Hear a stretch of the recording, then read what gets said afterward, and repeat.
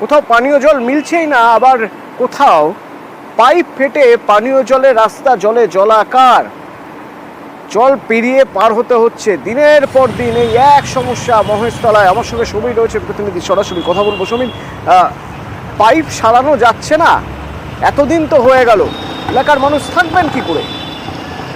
অতনুদা দেখো, এই যে মহেশতলা আকড়া স্টেশন রোডে পানীয় জলের যে পাইপ ফেটেছে, বর্ষার আগেই জলমগ্ন হয়ে গেছে রাস্তার দুধারে, এবং দীর্ঘ 1 মাস ধরে এই যে পাইপ ফেটে আছে, প্রশাসনের কোনো হুঁশ নেই। এখনো আমরা যারা ওখানকার কাউন্সিলর তাদের সঙ্গে যোগাযোগ করেছি, যোগাযোগ হয়ে ওঠেনি তারা, এবং স্থানীয়রা বারবার বলছে যে এখানে 1 মাস হয়ে গেল এখনো পর্যন্ত জল রাস্তার ওপর পড়ে আছে। অটো চালক থেকে গাড়ি চালক এবং পথ চলতি যে মানুষরা যে আগড়া স্টেশনে যাবে পুরো জলমগ্ন হয়ে গেছে।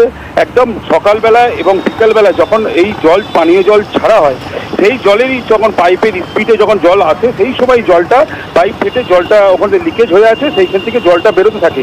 দীর্ঘক্ষণ এই জল বেরোয় এবং এলাকার লোক এর আগেও অন্য মহেশতলায় অন্য জায়গায় পানীয় জলের জন্য বিক্ষোভ দেখিয়েছে। আজকে এখানে এত পানীয় জল নষ্ট হচ্ছে যে মেয়র বারবার বলেছে পানীয় জল নষ্ট করা যাবে না, তারপরও কি করে তাহলে এই পাইপ ফেটে যাচ্ছে? তাহলে প্রশাসনের হুঁশ নেই কেন? এবং কাউন্সিলর কিংবা পৌরসভা, মহেশতলা পৌরসভা কারো কোনো দেখা নেই এখনো পর্যন্ত।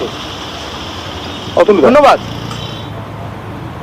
পাইপের কাজ হয়েছিল, তারপর যে অনেক জায়গায় লিকেজ হচ্ছে, এখান থেকে জল বেরোচ্ছে, সারাচ্ছে, কিন্তু ভালোভাবে মনে হচ্ছে সারানো হচ্ছে না, পরের থেকে আবার লিকেজ হচ্ছে। আর এই লিকেজটা অনেকদিন হয়েছে, অনেকই জল বেরোচ্ছে। এরকম আকড়া রোডটা অনেক জায়গায় লিকেজ হয়েছে, এবং নাথপাড়া, পেরেককল সব জায়গায় লিকেজ হয়েছে।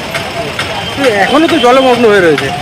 হ্যাঁ, এখনও জল রয়েছে, সকালবেলা জলের চাপ আরও থাকে, সেই হিসাবে জল নষ্ট হচ্ছে।